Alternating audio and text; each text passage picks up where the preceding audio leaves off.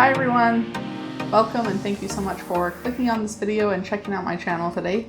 My name is Tanny and I'm an independent author and somebody who really just loves great stories. So on this channel I talk about writing, books I've enjoyed, and lessons I've learned on my publishing journey. Today I want to talk about writing a book series. It's one thing to write a standalone novel, but if you're working on a series, there are some extra things that you are going to have to keep in mind. I have now completed a trilogy of books called Secrets of Peace. It's a dystopian thriller series, and I'm currently in the process of working on another series that is a young adult fantasy novel. The first book, Tethered Spirits, is releasing on December 14th, and then that will be 3 books in the entire series. So I've learned a lot of things about writing series, some of them through mistakes that I've made, and some things that I feel like I've done well. And so today I just wanted to share some tips and tricks and things that I've learned along the way that might help you write your own series. As with all of the writing advice or tips that I give in these videos, this is just my own experience. I think there's a lot of different ways to do things and there's no right or wrong way, really. It's just figuring out what works best for you. These are some things that have worked really well for me, and hopefully they'll help you out. But they might not be for everybody, and that's okay. So tip number 1 is to make sure that your idea is actually suited for a series. Some stories just aren't big enough for an entire series, plain and simple. If you can tell the story in one book, and if the story is structured in such a way that just finishing it up in one book makes sense, then that's probably what you should do rather than forcing yourself to try to turn it into, 2 or 3 books. As a reader, it sucks to be reading a book and feel like parts of it were really drawn out or padded with filler just for the sake of dragging things out and turning it into multiple books. It can kill the pacing and make readers feel like they're just slogging through the book to get through it, and that's definitely not something you want. However, there are some indicators that your story might be well suited for a series. Those indicators can include things like the story is too big and complex to fit neatly into one book. Keep in mind that that is going to vary across genres, so you do need to be very familiar with your genre and what the expectations are in terms of length, plot, pacing, things like that. Another indicator could be that you get to the end of your first draft of your first book and realize that there's still more of the story that needs to be told. Or maybe you just really want to spend more time with these characters and in this world.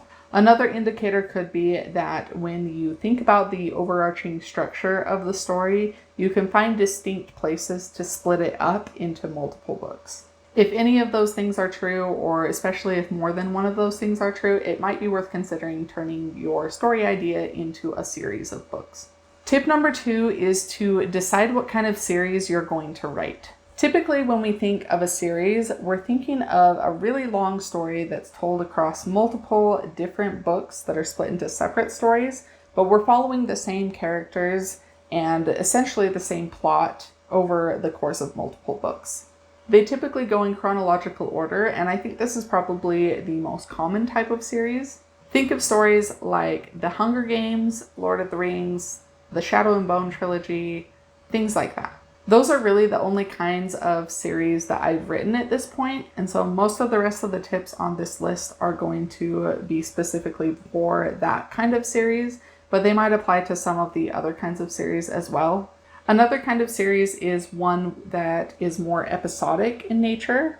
Another kind of series is one that might be more episodic, where we're just focused on the same character, but there's no overarching story that really connects all of the books in any chronological order. So each story is maybe more like a standalone, but just featuring the same character or group of characters. Then there are series that might be all set in the same world, but it could be that they're set at different times, or we're following different characters, and really the only connection is that they're set in that same world. And again, with those kinds of series, each story is, more or less its own kind of standalone thing. With your story idea, you want to figure out what kind of series is going to work best for you, And then it's probably a good idea to read series of that type in your genre so that you can get an idea of what other authors have done that has worked well. Tip number 3 is to make a plan. I know there's a lot of writers out there who are pantsers rather than plotters, and they don't like to create a really detailed plan or outline before they start writing, and that's okay. If that works for you, that's great. You do you. For the rest of us, we do need some kind of plan and some kind of structure to follow. And I think that's especially true when you're writing a series and you're planning for multiple books. Just like each individual book in your series needs to have some kind of structure or arc, it can be really helpful to have your entire series have a, very clearly defined structure or arc. There should be a very clear beginning, middle, and end. And oftentimes the stakes and the level of conflict should be building more and more with each book. You also want to make sure that your major characters have some kind of arc with each book and that they are continuing to grow and change over the course of the series. The level of detail and structure you include in your planning is totally up to you, and it's going to vary from person to person. I really like to have very detailed outlines for each of my books before I start writing them. But with the series, sometimes those later books in the series, I don't have fully fleshed out as much and I don't have as much detail there. It's okay to just stick to the main points and leave out a lot of the details. I think sometimes it's hard to connect all of those little pieces and details until you've written the earlier books, because that's going to impact everything going forward. So it's okay to not have everything fully fleshed out, but as long as you have some kind of plan and like an end game in mind as far as where you want to go, I think that's really helpful. Tip number 4, if you didn't plan ahead and you don't have a plan already for your series, don't panic. I don't know about you guys, but it seems like every time I get a new idea for a book, I think that I'm just going to be writing a standalone novel, and then it turns into, 2 books, 3 books, maybe more than that. And it's really awesome to have all those new ideas generating, but unfortunately, it also means that I don't usually start out having a very solid plan in mind for a series when I first start writing that first book. So all of that advice I just gave in the last point about making a plan, it doesn't really apply to me, at least not straight from the beginning, but I am able to go back and make a plan usually after that first draft. So if you're a pantser, or if you're like me and you're somebody who doesn't even realize that you're writing a series until later on in the process, don't panic or give up hope. You can still go back and change things as you're revising that first book in order to set up for future books in the series. And you can go back and weave in, those threads of continuity that you're going to need in later books. I've done it a couple of different ways now. With Secrets of Peace, I really had no plan for a series at all.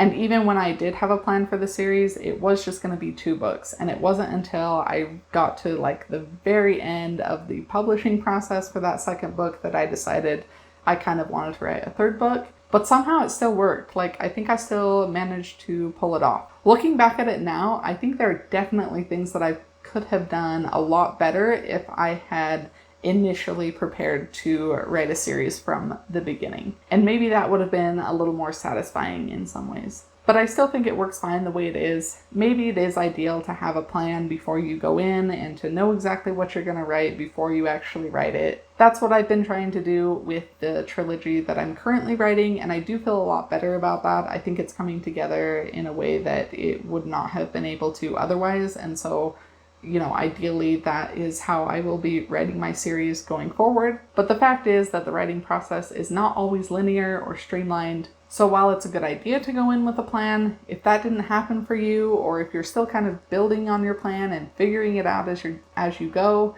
that's totally okay too. My 4th tip is to create a handy little reference guide for yourself. When you're writing a series, there are going to be things that you really need to keep track of over the course of multiple books. It might be little details like a character's hair or eye color, their height, certain distinguishing features that they have, details like, how long it takes to travel from this location to that location, or they might be much bigger, more important things such as the rules of the magic system, elements of a particular culture, or other world building aspects. Rather than having to go back and reread and reference everything that you've written before, it helps if you can kind of create a separate document to keep track of all those things. This will help you to avoid contradicting yourself or losing track of those things as you continue the series and need to refer back to those things later. I will typically include character profiles, world building information, rules about, technology or magic or things like that. All of that stuff goes in one document, and then I will typically have a second document with a timeline so that I can keep track of things like the history of the world, past events, events that take place in the story itself, and when those things happened. You can do whatever works best for you, but I do think it's really helpful and very much advisable to keep track of those things somewhere, because especially when you're writing a series, it does very quickly become a lot to keep track of, and it can be really overwhelming. Tip number 5 is to utilize subplots effectively. If you want readers to stay invested in your story and read it through from start to finish, you need some depth and complexity to the story, and you need readers to feel connected to the characters. Subplots are a fantastic way to add that depth and complexity to a story, and they can really help to flesh out your characters and your character relationships. I think that's especially true for some of those side characters. The nice thing about writing a series is that you have a lot more space and time that you can devote to important subplots. So you should really make sure that you're using those effectively. A really good subplot will also connect to the main plot in a way that can be really satisfying to readers. It might be that readers get to learn something new or interesting about the world or characters in a way that helps them to better understand the stakes of the main plot. You might also explore the relationship between two characters on a deeper level through a subplot, which can then impact the way readers view those characters and their interactions and their relationship as they are going through the main plot. It might even be something as simple as toying with readers' emotions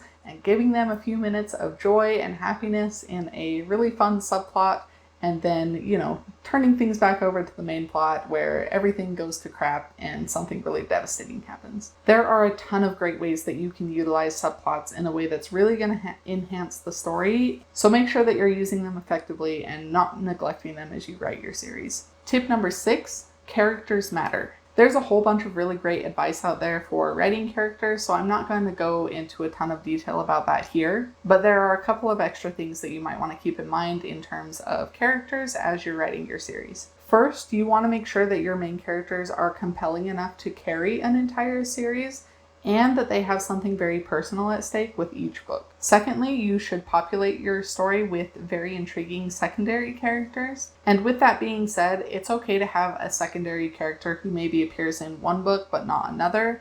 It's also okay for a secondary character to pop up in one book and then maybe their role grows and expands and they do become more of a major player in future books. And third, feel free to introduce new secondary characters with each book in order to keep things fresh and interesting. We meet new people all the time in life, and it's only natural that your characters are going to meet new people as well as they're going through the story. Obviously, you don't want to introduce so many new characters that you overwhelm readers, and there is definitely such a thing as having too many characters. However, adding a few new characters to the mix in subsequent books can really keep things interesting. It keeps your main cast on their toes, and it can create new and interesting relationship dynamics that can introduce new conflict, raise the stakes, and force your characters to grow and change as they are having to interact with all of these different new people. Tip number 7, have fun with it. Writing a series is hard, and there are a lot of extra things to keep track of as you're doing it. But also it can and should be lots of fun.